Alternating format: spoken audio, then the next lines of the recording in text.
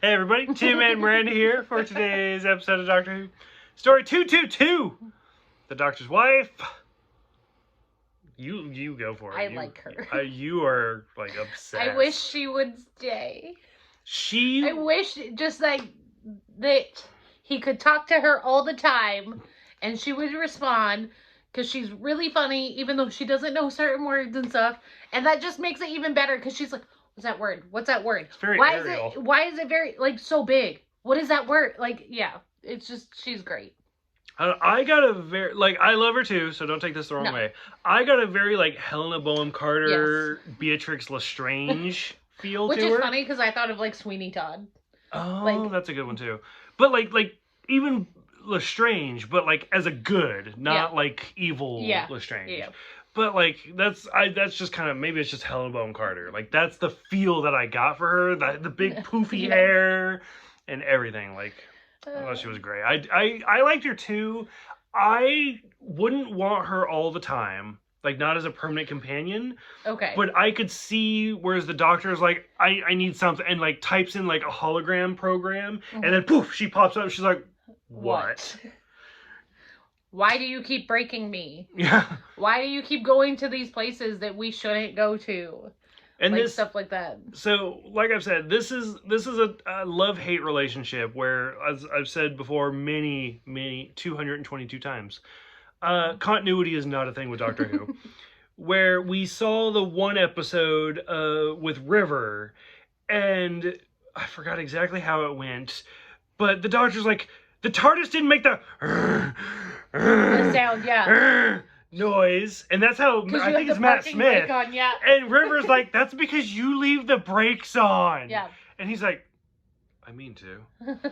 And then in this one, he's like, who are you? And she's like, I make the noise. And she goes to like whistle. She's just like, and then like, and she makes the noise.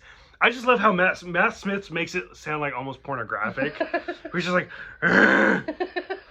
but like the TARDIS like makes the like it looks like she's whistling, but she makes the same noise, and it's like she makes it seem like she's supposed to make that noise. Okay, maybe she's only saying it because hey, guess what? He's been doing it for the fucking years. parking brake on, so that's just the noise that you listen to all the time. So that's probably why she does it. Like, but I still love it. Yeah. It's great.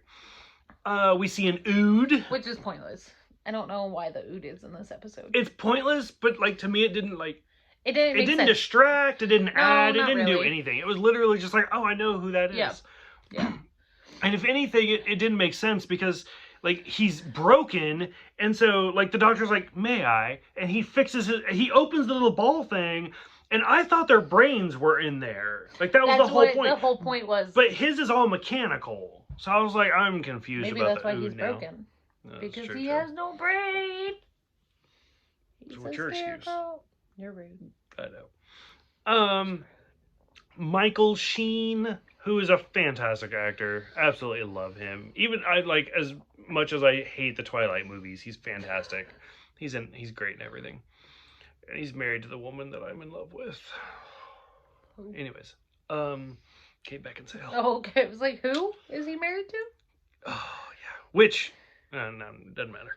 Oh, no, actually, I think they got a divorce. Anyways, that's fine. Because they were married, and then, like, Kate Beckinsale and Michael Sheen were in the movie Underworld together, and then she left Michael Sheen for the director of Underworld. Oh, damn. Yeah, it's great.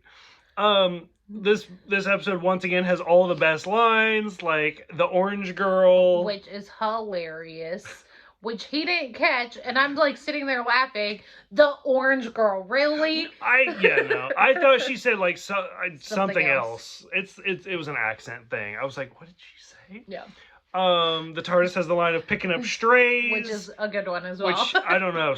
I'm sure if I got on Google, like the Doctor's had to like 100 companions at this point. At least. So it's like, oh my god.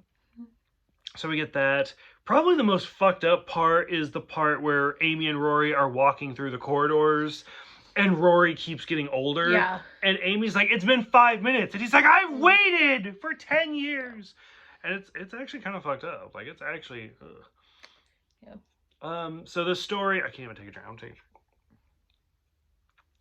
a drink. Oh, that is very strong.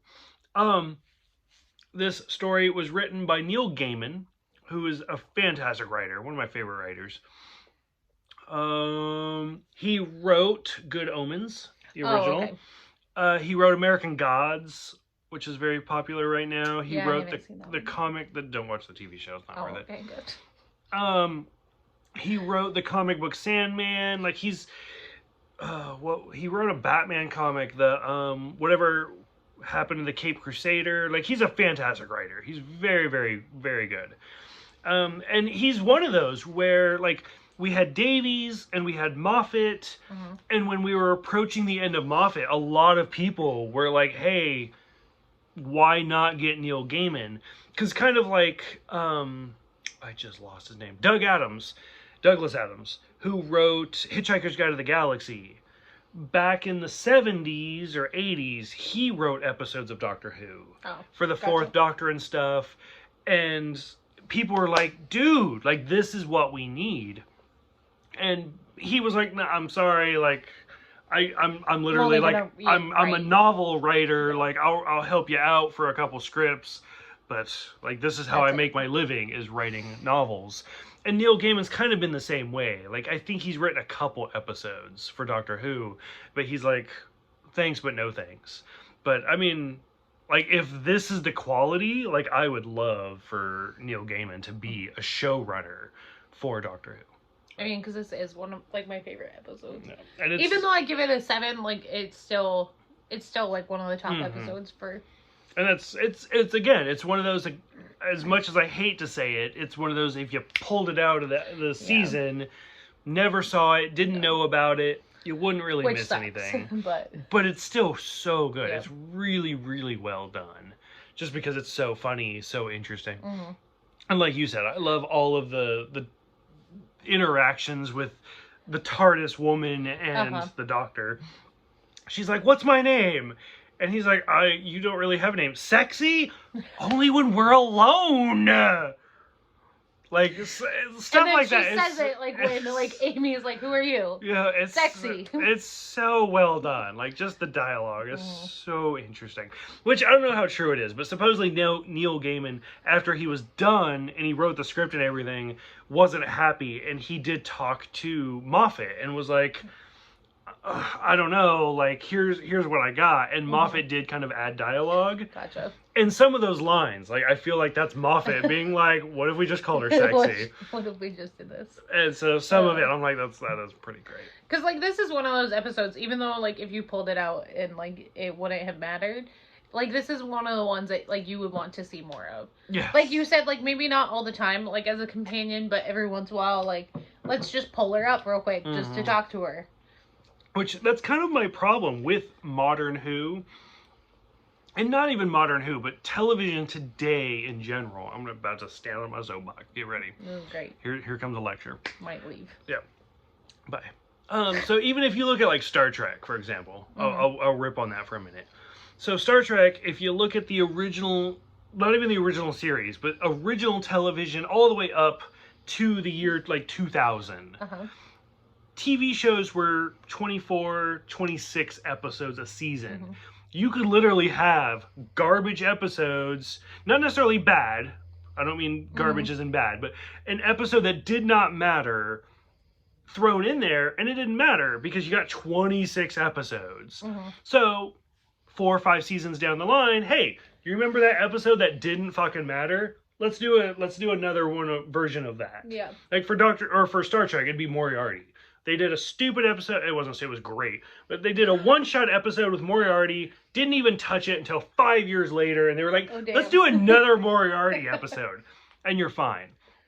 Modern day storytelling, and even Doctor Who. I mean, you go back to the first 2 Doctors.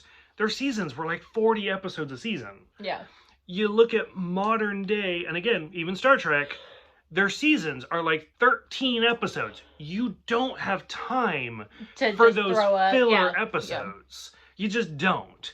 So Doctor Who, like, this is called The Doctor's Wife. Coincidentally, I'm still waiting 10 years later for the Doctor's daughter to make another appearance. Yeah. Like, what happened to Jenny? Like, and you know if this was all happening in the 90s, early 2000s, where it was 20 episodes a season, they'd be like, fuck it. We got a whole episode. Let's bring her back. Fuck it. Because that was also one of the episodes, like, you could just take it out and it wouldn't have mattered. But that was also a really good episode as well. So. Like, that's what I kind of miss about old television, that you had 20 episodes to play with. Yeah. 10 of them have to matter. 10 of them can be whatever the fuck you want. Like, I would love to see Jenny again. I would love to see the TARDIS as a human come back again. It'd be great if they were in the same episode, actually. Oh, the Doctor's wife and the Doctor's daughter. And River on top of it. Yes. So, I mean, like, this is great stuff, but when you only have, like, 13 episodes to play with, you're like, oh, do we have time? Unless you're going to make an entire season around it, you can't do it. So that's why, if you notice, a lot of modern Who, except for the villains as a species, not even as a characters, only the villains are reoccurring. Yeah. Very few, like, guest stars or actors are reoccurring. Yeah. But even then, Daleks, Cybermen, Sontarans, like, those are reoccurring, but they're not the same characters. Yeah. It's just the same species. Yep. So, I don't know, it's a love-hate thing. Like, I love it because it's so tight and it's so, like, story-oriented, but at the same time, like, even if I hate 90% of the filler episodes in, those few good ones are so worth it. Yeah. Off the soapbox.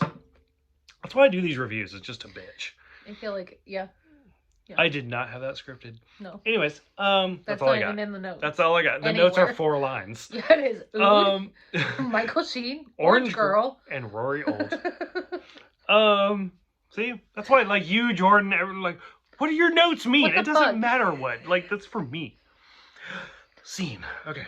That's it. That's it. No, okay, we're done. For those who have seen The Doctor's Wife, what'd you think? Would you want to see The Doctor's Wife and The Doctor's Daughter? I would love, like, one episode. Don't even have the Doctor in it. Just have The Doctor's Wife and Jenny. And River. No, fuck it. I feel like it should have River. Maybe. The Doctor's wife and River would be, like, sitting there bickering about who gets the Doctor kind of thing. Who's been there the longest. Oh, God, it's like when two of your exes cares for meet. it? Exactly! No. That'd be great. No, hard pass. He's so funny. Hard pass. Anyways, for those who have seen The Doctor's Wife, what did you think? Go ahead, let us know so we can discuss it in the comments. Going British for the last part of this. Thank you guys for watching. Thank you for subscribing. And we'll see you guys for the only other 2-parter for the season. The Rebel Flesh, and the Almost People. I thought I said fish too.